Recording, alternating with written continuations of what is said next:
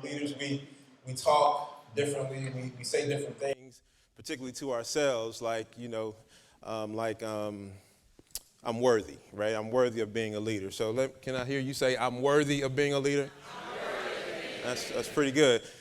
We say things like, I'm deserving of being a leader. Can I hear you say, I'm deserving? That's good. What about, we also say things like, I'm capable of being a leader. Gotcha. And then lastly, we talk about how we trust ourselves. So I'm a trusted leader. Can I hear you say? That's pretty good. But I need y'all, you're okay. So I need you to look at somebody real quick. Just look at somebody close to you. I need you to convince them that they're a leader. So tell them you are a worthy leader. That's better. Tell them you are a deserving leader. That's good. Tell them you are capable of being a leader. That's right. That's good. And tell them I trust you to be a leader.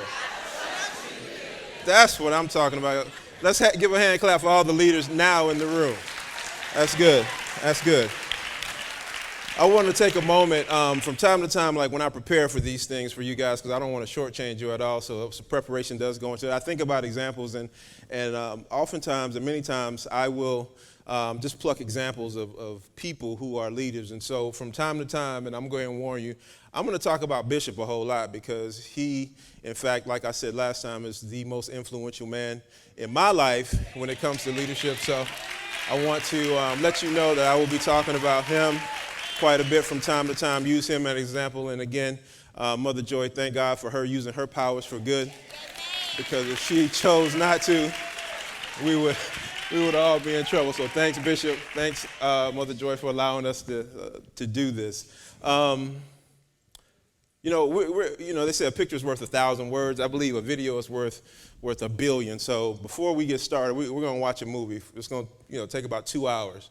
Okay, so let's just watch this. And I got this approved. It's rated G12. So if you're under 12, close your ears. But I did get it approved. So let's look at this real quick.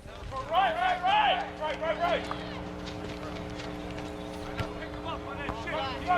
Roll three. Let's go.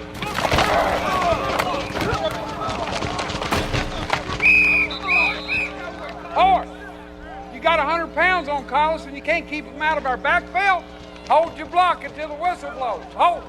All right, let's go. What's with the camera? Michael always does better when he sees what he's supposed to be doing. Let's go. Holding. Left tackle. Michael, come on. Or. Come here, son. You're gonna hold him. Hold him inside here between the tits. You got it? Will you look at me, son? If you grab him outside here like this or that horse collar thing you just did, you're gonna get flagged and I'm gonna be pissed. You hear me? All right, let's go. Baby, wash my stuff, all right? Okay. Well, at least he'll look good coming off the bus. They'll be terrified till they realize he's a marshmallow. Looks like Tarzan plays like Jane. Give me a minute, Bert. We're in the middle of practice, Leanne. You can thank me later. Come. Michael, do you remember when we first met and we went to that horrible part of town to buy you those dreadful clothes?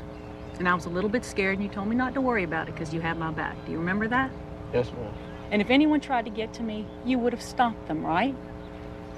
And when you and SJ were in that car wreck, what did you do to the airbag? Stopped it? You stopped it. You stopped it. This team is your family, Michael. You have to protect them from those guys, okay? Listen. Okay. Tony here's your quarterback, all right? You protect his blind side. When you look at him, you think of me, how you have my back, how you have his, okay? All right, Tony, go back. All right. Oompa Loompa here is your tailback. When you look at him, you think of SJ and how you've never let anyone or anything hurt him. You understand me? All right, go back. Got it? What about Collins and Mr. Tui? Fine, they can be on the team too. Are you going to protect the family, Michael? Yes, ma'am. Good boy. Now go have some fun.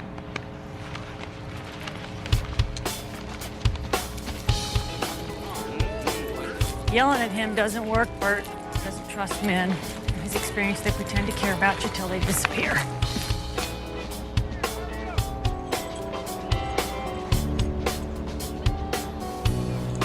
Want to run a play? SJ, you're going to want to get this. Okay. Come on, Michael.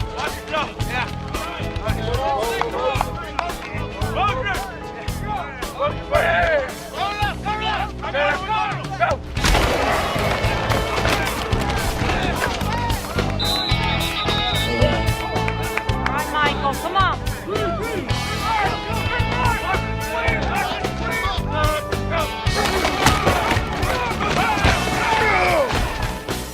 Yes! Michael! All right, way to go, O. Way to go.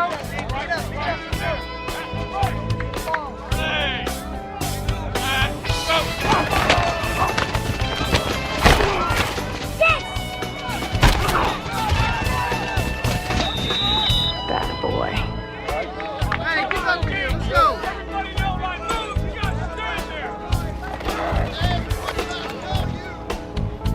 Come on, son. Okay. What'd you say to him? You should get to know your players, Bert. He tested 98% in protective instincts. I said you could thank me later. It's later, Bert.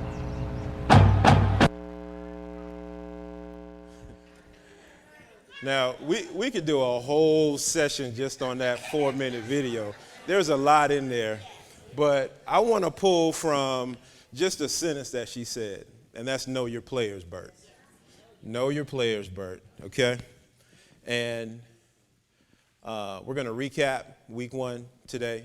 We're going to talk about knowing your team, which means you know the players that are on your team.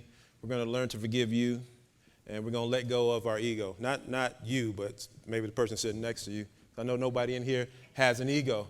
Week 1, we talked about what leadership was and the things that had to be present in order for leadership to exist. You have to have followers, you have to have a vision, and you have to have influence over those followers. We talked about having a good memory and memorizing or remembering what? Remembering the things that helped us, remembering our wins and not so much our losses. And we talked about the 4 agreements, having my words be impeccable, not taking offense, doing my very best, and operating under facts and not assumptions. Remember that? And then we also went over multiple leadership qualities, which we'll touch on a little bit more. So again, I believe before we can be effective leaders, we have to know how to lead ourselves. So we're going to talk about something practical, but we're also going to be talking about things as relates to ourselves and us becoming better leaders internally first before we lead others. Why is your team important? Your potential is influenced by those that's closest to you. How many believe that? You know those saying birds of a feather? Your potential is influenced by those individuals that are closest to you. They will help you elevate or they will help you go down, period, right? Because if you look at kingdoms, or if you study kingdoms over the years and you look at how kingdoms or how organizations were brought to their knees, oftentimes they didn't go directly after the leader. Oftentimes they went after the people that were closest to them because that was the support of the leader, right? So the team, the people that are around you are very important to your overall potential. Now, when we talk about teams tonight, we're going to talk about, I want you to be thinking of the teams in the sense of, say, an organization, like, for example, where you work, if you're a team leader, if you're a supervisor. But also when we talk about teams, I want you to think about your team or your inner circle personally. Because just like in an organization, in a company, in a cell group, in a ministry, the people that are closest to you can elevate you or bring you down. In your personal lives, your team or your inner circle, those people can what? Elevate you or bring you down as well. So this is why your team is important. No one on the planet, going back to biblical days, has ever done anything great by themselves. No one has ever done anything great by themselves. So it's extraordinarily important that you have a solid team around you in order to do great things. The leader, your job is to find the greatness inside of your organization. What did the lady know in that video that the coach didn't know? Exactly. She knew about his strengths. She knew the things that drove him. She knew the things that were important to him. And we're going to go a little bit deeper when it comes to your team and understanding what's important to your team and your team members a little bit later. The leader helps the team members find it in themselves. The leader is responsible for helping the team members find the thing that they're good at, right? And putting them, and what we say a lot of times is putting them on the right seat on the bus, making sure they're placed on the right seat on the bus. You don't want them in the driver's seat if they don't have a driver's license, if they can't drive, just because they say they can drive, or just because they drove their cousin's bus during the picnic, right? You want to make sure you have the right person on the right seat of the bus. And as a leader, it's your job.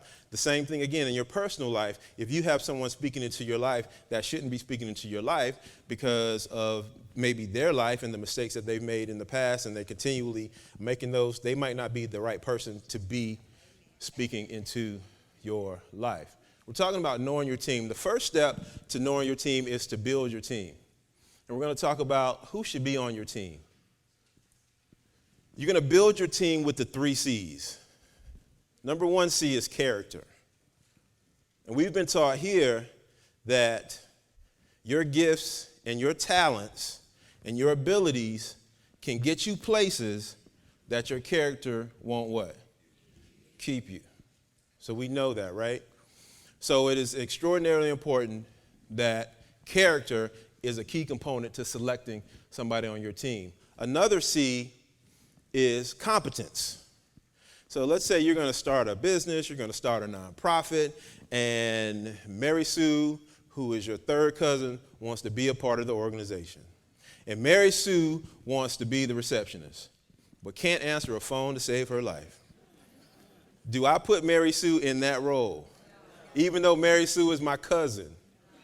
Right? No, we don't do that, right? So we got to make sure that the people are competent. And they might be competent in another area, but we got to make sure they're competent in the area that we need them to be competent in. So that's the second C. And then the third one is chemistry. Chemistry is so important to a team. It's so important to an organization. The people that you hang out with, that you spend the most time with, you have chemistry with those people. And it just happens naturally. And that's why certain people aren't a part of your group. And the people who don't have the same chemical makeup, they can't be a part of your group. It would frustrate them and it would frustrate the group. So whenever you're putting together your team, your organizations, you want people that will fit your chemistry. In our organizations that I work in, we don't hire anyone that we think will disrupt the chemistry. I don't care how many letters they have behind their names. I don't care how many years of experience they have. If we think that individual would disrupt the chemistry, we don't bring them on. Because that is one of those 3 C's that's extra important. People with the same vision but think differently. When I'm building my team, I want people with the same vision but think differently. I don't want everyone on the team, I don't want all of my friends to think like me. Because then we'll be a group of robots, right? Just going around thinking the exact same way.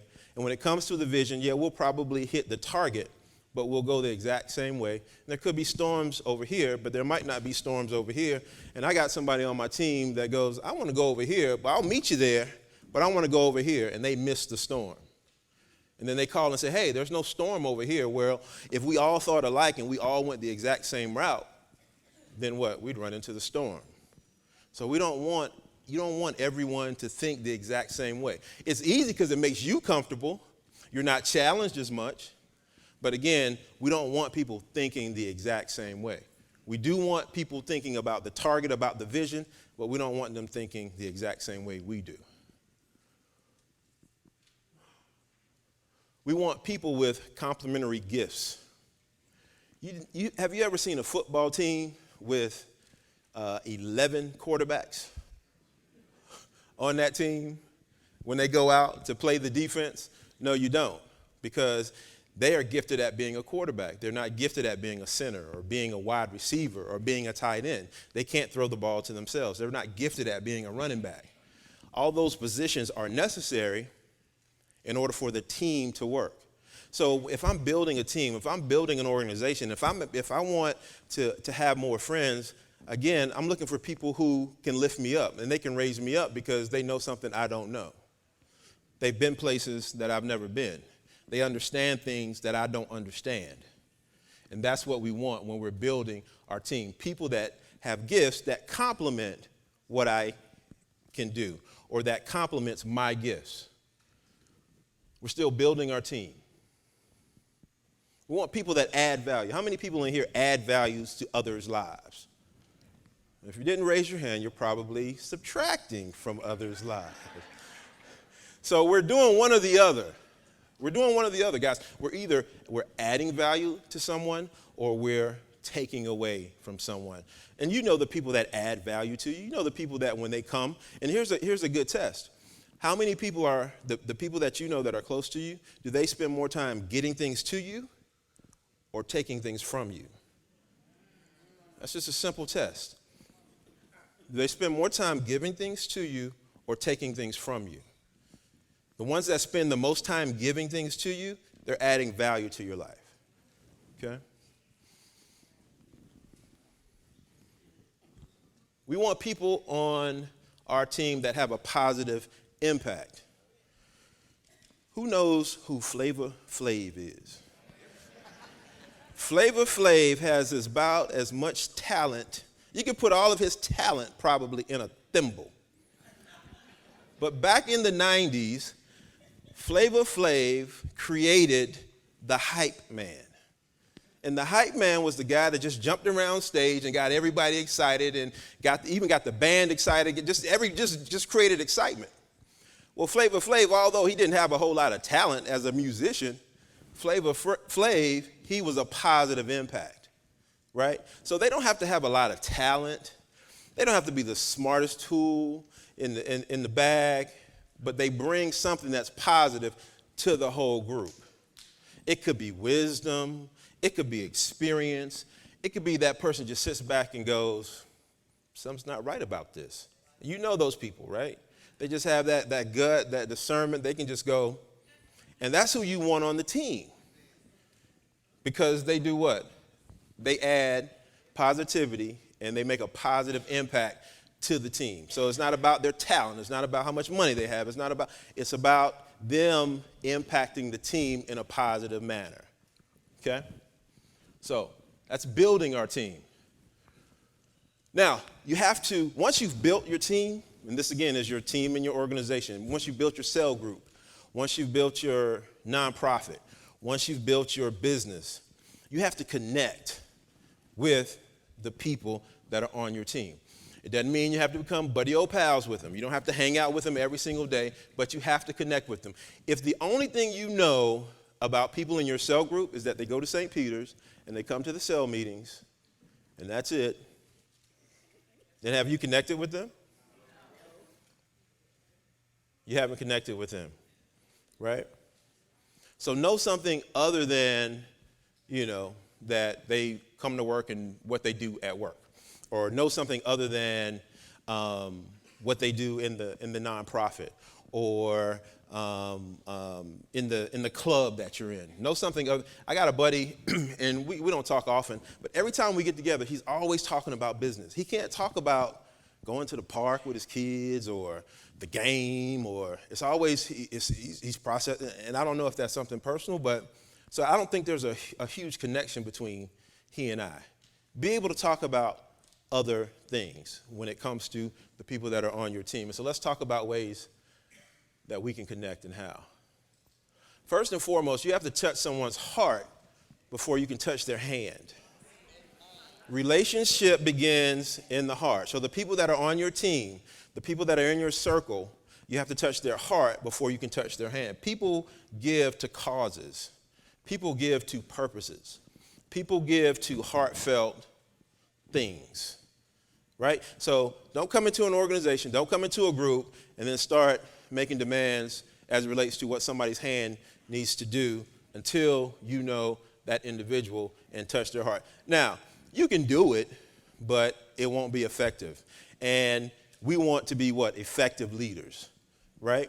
So I have to touch their heart before I can ask them to do something with their hand or before I can touch their hand. There's somebody else's heart that's involved. I got to touch my heart, right? I have to touch my heart first, actually, because I can't touch your heart if I'm not touching my heart, right? If I don't have the mindset, if I can't wrap my head around touching my heart or being heartfelt, period, there's no way I can touch yours. It's impossible, right? So if I'm walking around being a stone, then that's going to be an issue with me being able to reach out to individuals and connect with the people that are on my team. So I have to touch my heart as well. We can't lead others to places that we've never been. We can't lead others to places that we've never been. So I got to do some homework. I have to make some effort to help connect with people in my organization, people in my group. So when they see, when I say, hey, we're about to go capture this bear. If I've never captured a bear before, they might not want to go with me, right? They might be like, okay, I'm gonna stand behind this wall, and when you start bleeding, then I'll come. So you might have to go some places you've never been before, and that will help you with being able to connect. You know that person that, I don't care what the topic is, I remember back in 1932 when I climbed the Mount Everest and I ain't have no shoes on, and I had frostbite and I got back and my feet healed. They got a story for everything.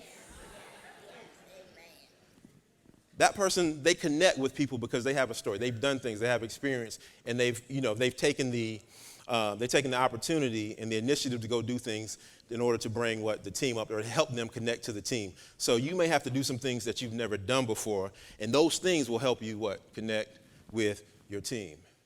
So now we've built our team, we've connected with our team, now we have to connect with ourselves. How do we connect with ourselves? Is that possible to connect with ourselves? First and foremost, you have to know your passion. Just today, a buddy of mine, I got two quick passion stories. A buddy of mine called, and he said he's in business, and he has a good business, and he said, man, I just heard about this other business. I'm thinking about doing this. I know somebody who's making $1 gazillion every single month, and I think I can go do this, and I can figure out a way to maybe sell the business I have or have somebody else work it while I go do this. And so I let him talk for about 20 minutes. Then my next question was, what's your passion? Because when you know what your passion is, you know what passion is, right? That's that fuel. That's that thing that's going to get you over the hump. The days that you feel like quitting, your passion won't let you quit. If you have passion, guys, you don't need an alarm clock, right? Because you're going to get up to go do whatever it is that you're passionate about. You don't need so I suggest that if you don't know what you're passionate about, you spend time trying to identify what you're passionate about. Because that's where you're going to have your greatest blessing. That's where you're going to see the greatest increase in your life. Identify your passion. Identify your passion. It will get you through. John, you mind if I tell the story? John, we were walking over, and I know John is, he's big into Pop Warner. So I said, are you still involved with Pop Warner? And he said, yeah. First thing I was about, and I love it. I'm passionate about it. And so then I said, later on in the conversation, I'm going to tell you everything we talked about, but later on, I said, how long have you been doing this? He said, since 1986. And so you do the math. That's what I had to do.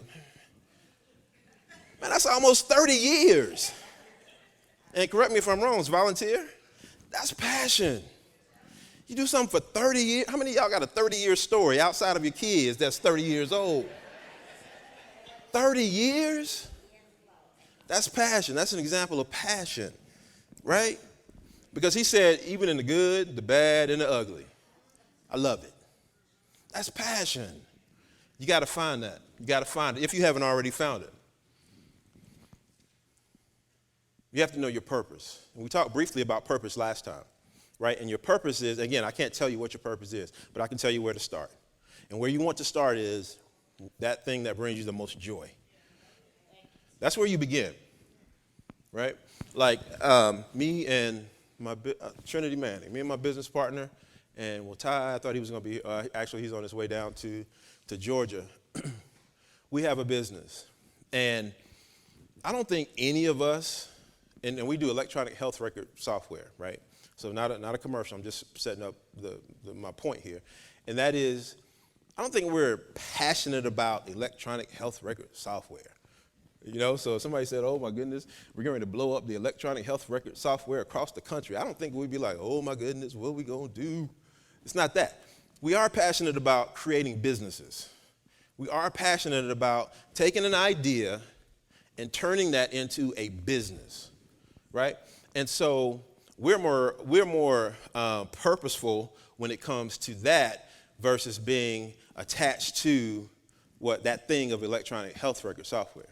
So I'm saying that to say, identify what your purpose is. And that in building businesses, for me, that's my purpose because I want to help people. So we employ people, right? So we're helping the people, and then the people that those people count on, we're helping them. Our customers, they help people that need a lot of help. Our customers help people with mental health issues. So we give back to that group of people as well. So we're helping those. So that's what I'm passionate about, and I believe that's where my purpose is tied to. I'm saying all that to say that you may be operating in something like with John. I don't believe his passion, correct me if I'm wrong, is Pop Warner football. Because when we talked, he talked about the kids that he's helping. He talked about the generations of kids. He's talking about his son's generation, his son and his son's friends' kids are now playing in the same league that he's now over. So that's the purpose and that's the passion. So it might not be what you're staring at, it may be what's underneath that. Does that make sense? Y'all with me? Okay. So now, if I lead through my passion and my purpose by planning, I'll connect with my team because my team sees my passion. They know what my purpose is. And how many know that, no one's gotten up in the morning and said, oh, I'm going to go for a walk, and they ended up on the top of Mount Kilimanjaro, right? There was a plan. There were goals associated with it. So if I take my passion, right, and I plug my passion into my purpose, and then if I have a plan, oh my goodness, everybody can see that that's tied to my organization. Everybody can see that that's in my inner circle.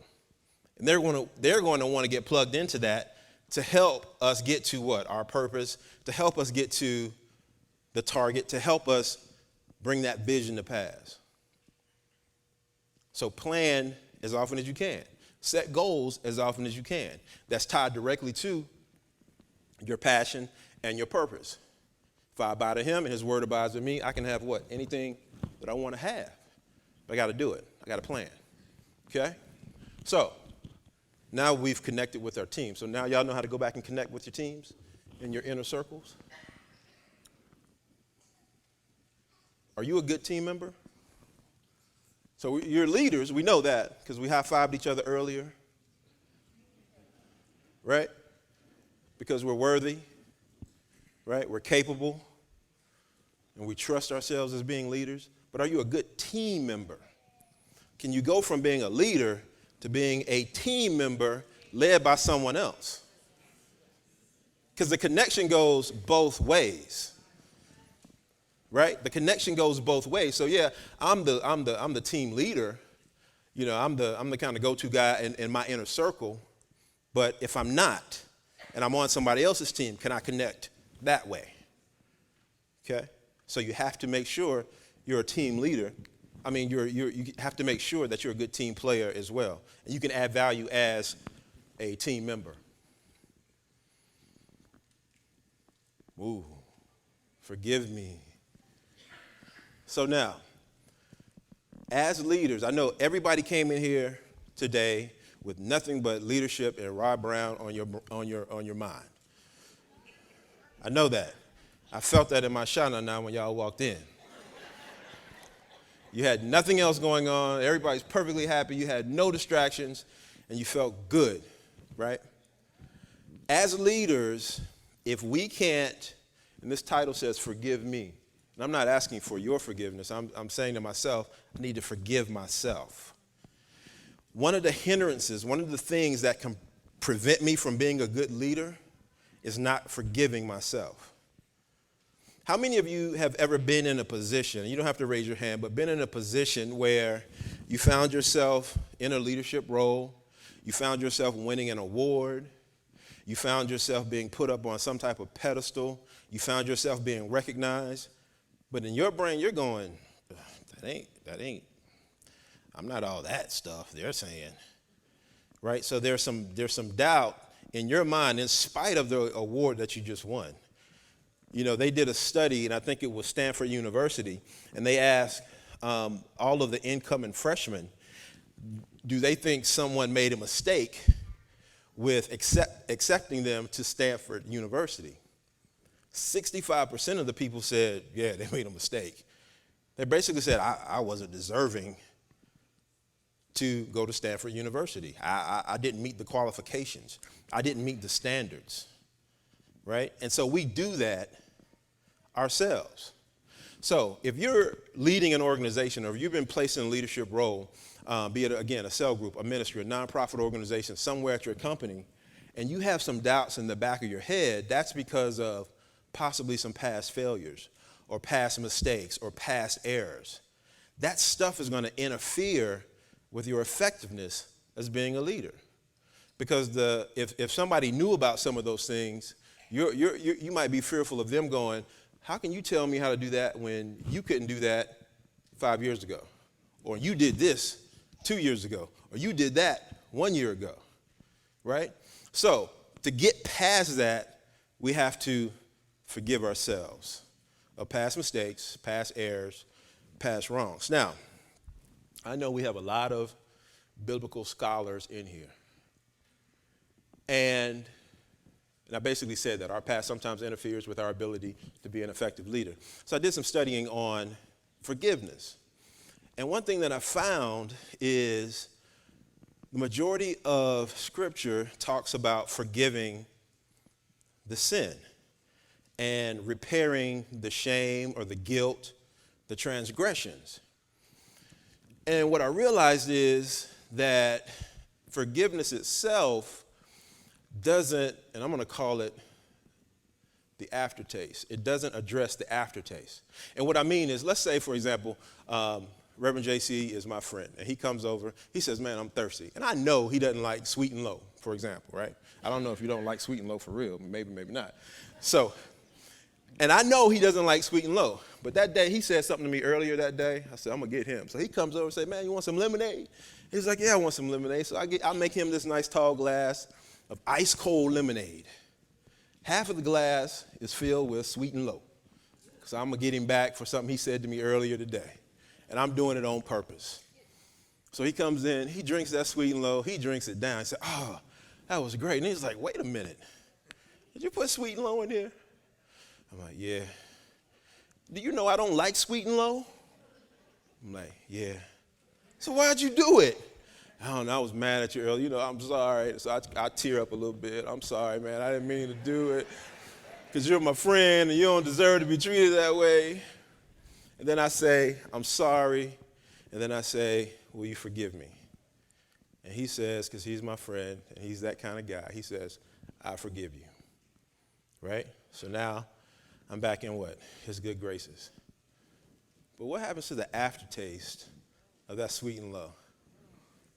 Did it go? Did it disappear? With him saying, I forgive you? With me saying, I'm sorry? It didn't go away. It didn't disappear, right? So we have to make sure when it comes to leading the folks that we lead, even though we have offended them, and even though we've gotten it right, that we deal with that aftertaste. Now, what happens to the aftertaste if you've ever had sweet and low? Does it go away eventually? If you don't do anything, does it go away eventually? Now, here you can like mix up lime and lemon and something and drink that and it'll go away. So I hear you can do some stuff to make the aftertaste go away, but if you don't do anything, it's going to take time, what? To go away. So time, when it comes to the aftertaste, is important. There's some things that you can do, some things that you have to do during that period of time, but time is going to take time for you to actually get rid of that aftertaste. You could be back in their good graces. That's wonderful, but it's going to take time. So that says to me that, in my opinion, and again, a lot more biblical scholars in this room than I am, that forgiveness is more like a reset button than an eraser. If I hit the reset button, I get to try again not to mess up. I get to try again to do right. So if I'm in the process of forgiving me, I have to tell myself, you know what, Rod, you messed up. Please forgive me, and I'm forgiving myself. And I give you the right to try to do right. And at this point, I have to look through the windshield and not look behind me in the rearview mirror. I have to look forward. And it's almost like, I don't know, have you ever gotten pulled over by a police officer? You think you're going to get a ticket, right? And you think you're going to get a ticket, and you're like, oh, God. And everything, what goes through your head? Get a ticket, got to pay for the ticket, go to court, insurance goes up, I don't need this, I'm going to be late. So you got all this stuff going on. So the police officer, he walks up to the car, and he takes your information, he goes back to his car. Now, while he's gone, that seems like the longest 5 minutes ever, right? When he comes back, he leans over and he says, Mother Effie, I'm just going to give you a warning this time. I'm not going to give, exactly. So the second, if you've ever been in that situation, if you've gotten that warning, the second you got that warning, what happened? Whew. And what did you think about? You thought about, okay, I'm good. I got another chance. I didn't get a ticket this time, so you know what? I'm straighten up. I'm going to get there on time. I'm not going to speed anymore. You think about doing what's right. You think about what's right at that moment. You don't think about, man, I was speeding, I might get a ticket. I'm going to get the insurance. I start processing what's right. I'm looking forward to getting to my destination without getting another ticket. So I'm going to do right going forward. So when I forgive me, I have to do that. Okay, I don't want to harp in let me start thinking about doing right. And now when I'm in that state, I can be more of an effective leader. I hope that made sense. Again, I have to forgive myself of past failures. And I have to acknowledge, accept the personal invitation. Then I have to act differently. I have to move differently. Now, what that will do is that will increase that connection with the people that are in your organization. The people that are on your team, the people that are in your cell group, the people that are in your ministry. That will improve that connection when you go through that process. Lastly, I want to talk about my ego. Nobody in here has an ego, right? So we're really talking about other people, right? Nobody has an ego. Y'all remember the commercial, Let Go My Ego? I'm kind of playing on words, Let Go My Ego. Y'all get that? Yeah, I know, it's kind of corny, but I thought it was cool when I wrote it. I want to give you 7 things. Our egos, our egos are our egos, and they get in the way so much. And the thing about what I notice, people that with big egos, it's their truth. So they look at you like, what's wrong? What's the matter? This is that's their real. That's their reality. It's like, and so it's almost like you got to shake them and like. So again, I know no one in here has a huge ego. So just to make sure for a couple people, we're going to go through 7 things that you can do to make sure your ego doesn't get in the way of you being an effective leader, okay? Let's run through these real quick. First of all, we're going to stop being offended. When I'm offended, I give power to other people. And when I give power to other people, I'm vulnerable. So people if they don't mean well for me, guess what? I'm wide open now because I just gave you power. Right? I just gave you power if I got offended. I'm not going to talk a whole lot about that because we touched on that last time. Number 2, I have to minimize my need to win. Now, I'm not suggesting that you not want to win, right? But there are some people with big egos, if they lose, it's the end of the world. It's like they got to go, they're on the roof contemplating So I want you to be winners, and I want you to have an attitude of victory, and I want you to think about winning all the time at all costs, right, and making sacrifices. But if you don't win, I don't want that to be the end of the world for you. Anybody watching the NBA Finals right now? Right? So who wins the championship? Not literally.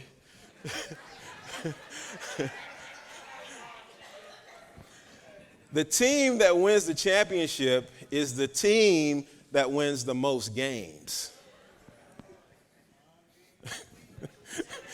LeBron, you already know that.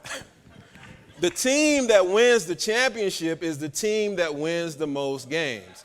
Now, with the two teams that are playing right now, they both have done what? Lost. They both have lost. Are they still playing for the championship, though? Did they lose and say, I'm done? It's a wrap? So that's what I mean by minimize your need to win. Winning is important. We want you to win. We want you to have one. But if I win more than I lose, I'm good because I can win the championship. Got it? That makes sense? Let go of the need to be right. Again, this ain't for y'all. This is for people y'all might know that y'all can share it with. But let go of the need to be right. And sometimes it's about being happy versus being right. We got a call one time about staff in the office in Georgia when we're not in Georgia all the time. And the thing was they're jockeying for a position. They're getting on each other's nerves. They're fighting. It's about who. I'm like, what do they win? If they win, what do they win? If we say you're right, then what does that mean about this person? Nothing. So why don't you come to some conclusions together? Right? And a lot of times it's like, okay, yep, you're right. Especially if it's not going to harm me or to harm anyone else. Yeah, you're right. Sometimes be right. Sometimes be happy over being right. I know, again, this isn't for y'all. Number 4 is let go of the need of being superior. Let go of the need to be superior. And let go of that need to be, I'm the boss. I'm the boss. I am the grand poobah. I'm the king. I sit upon the throne. Everyone bow down to moi. I don't know how to spell moi, but I like saying moi. Right? Let go of that need to be superior. When you're a leader, you have to be what? With the folks that are on your team. You have to be working with them. Your sleeves have to be rolled up. You become the biggest servant when you're a leader. Right? There's a book called Gung Ho, and it talks about the spirit of the beaver.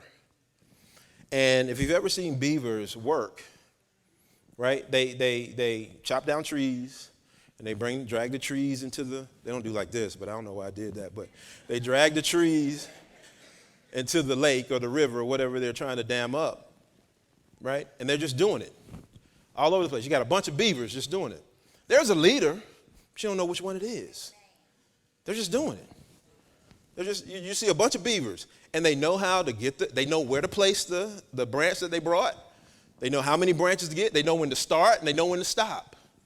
And there is a leader beaver, but you don't know which one it is. You can't tell, right? So we need to not be that superior person all the time and lose that. The 5th one is let go of the need to get more. And the opposite of that is hold on more to giving. As a leader in your family, in your organization, on your team, you're supposed to be the biggest giver and not so concerned about getting more. In the last sentence on there says, as a leader, I'm supposed to create and distribute. Create and distribute. Create and distribute. I need to create today, and I need to distribute. Because as I create more, I distribute more. And I'm distributing to more places. So the need is going to get greater. So I'm going to create more. So first I start off creating that and giving that. And then I create that, and I give that, and then I create that, and I give that. Then I create that, then I create that, then I create that. and I create that. But it's all predicated on giving. It's all predicated on giving. So I create more and I distribute more, right? So let go of the need of getting more. And don't talk about what you want. I want this, I want this, I want that. Because saying I want something basically says I lack it. We know in here nobody has a lack for anything, right?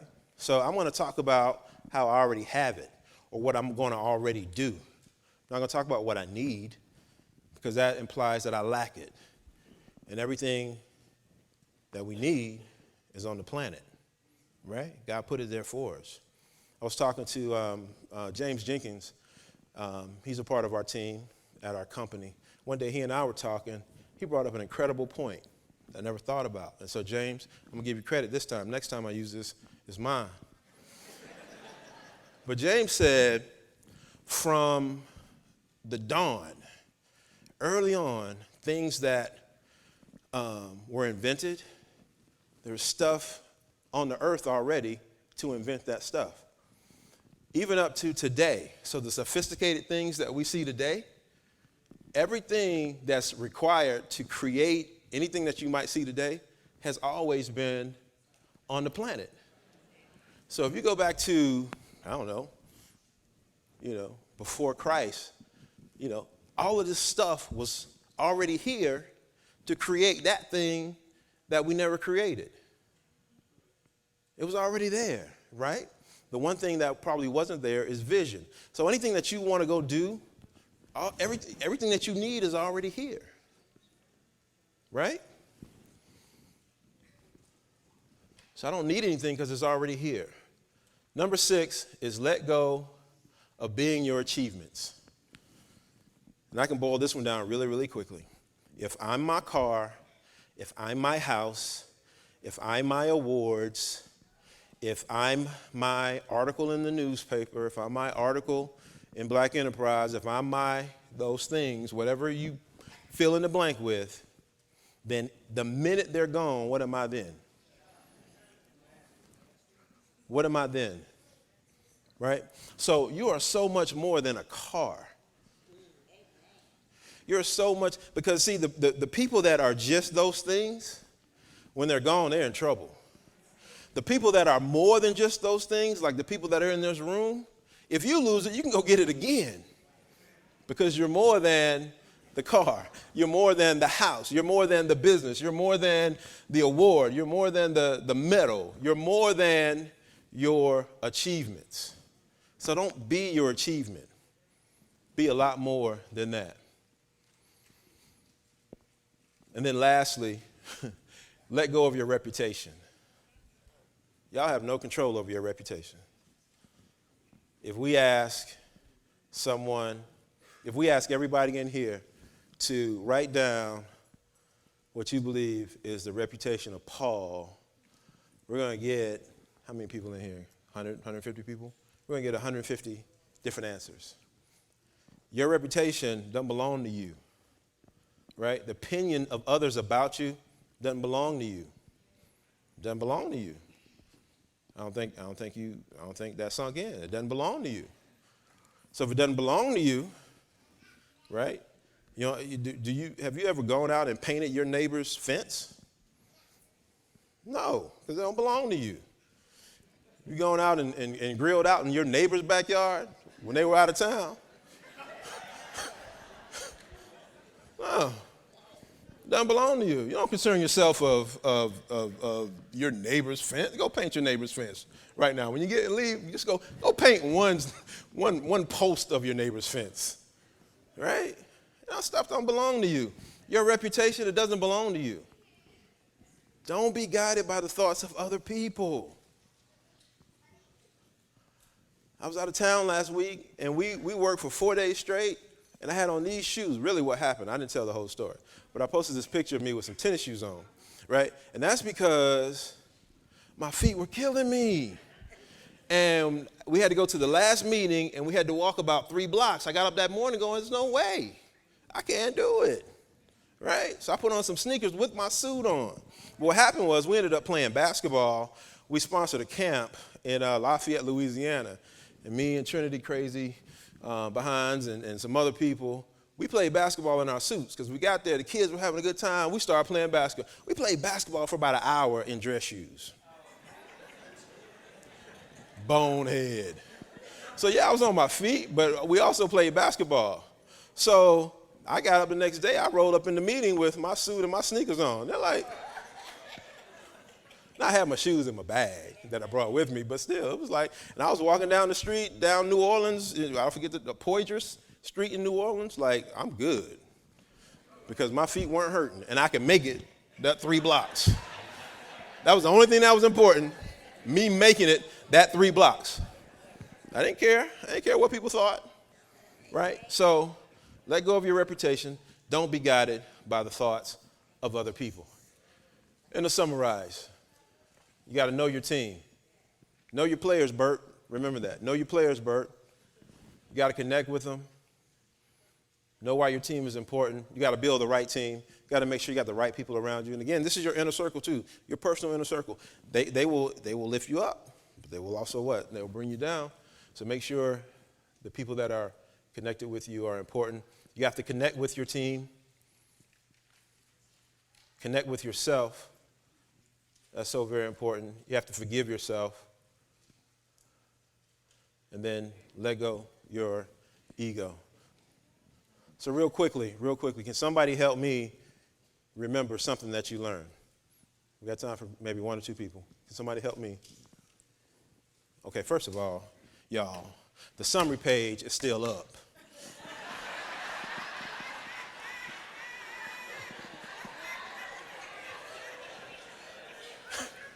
We got about 6, 7 answers right in front of you.